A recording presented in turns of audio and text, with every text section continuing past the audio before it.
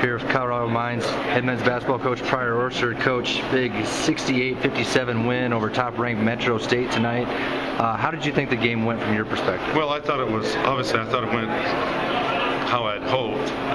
Obviously we've been a second-half team all year long, and I told those guys right before we went out on the floor at halftime, we've been a second-half team all year long. Let's go get the job done, and let's execute our game plan.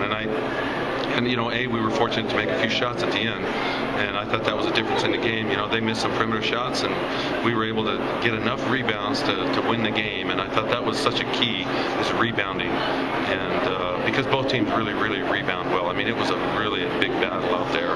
So a real physical game, and obviously, Trevor Ritchie's three was huge. Brett Green's threes were huge, and we just hung around, and then all of a sudden we got free a little bit.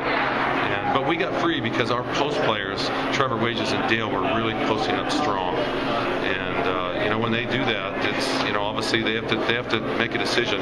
Do I, on the perimeter, do I not help or what? And we were fortunate to make the shots and convert. Big man Trevor Wages, another huge game tonight, 16 points, 16 rebounds. Talk about what he's meant to your team as of late. Oh, Trevor's just been fantastic. Early on he was struggling, and we basically brought him in and had a heart-to-heart and said, listen, Trevor, we want you to play how we coach you. If you play how we coach you and play the way that we want you to play, you're going to be extraordinarily successful. You're going to be highly productive. And I think somehow it just clicked, and he drank our Kool-Aid and believed in what we said, and he went out and did it. And right now he's a terrific player for us. He's playing with a lot of confidence and playing with a lot of enthusiasm, has a lot of competitive desire out there, and I just can't say more. He's a dominating player right now. Senior Dale Minchwaner leaves in the second half with a bloody nose, comes back in, plays the majority of the second half.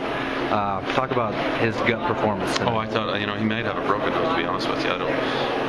He got whacked really hard, but that's Dale. That's what he's doing. He's a senior, and Dale doesn't want to miss out on anything. And he's just he's our leader. He's a great leader. It's been just a privilege to coach him.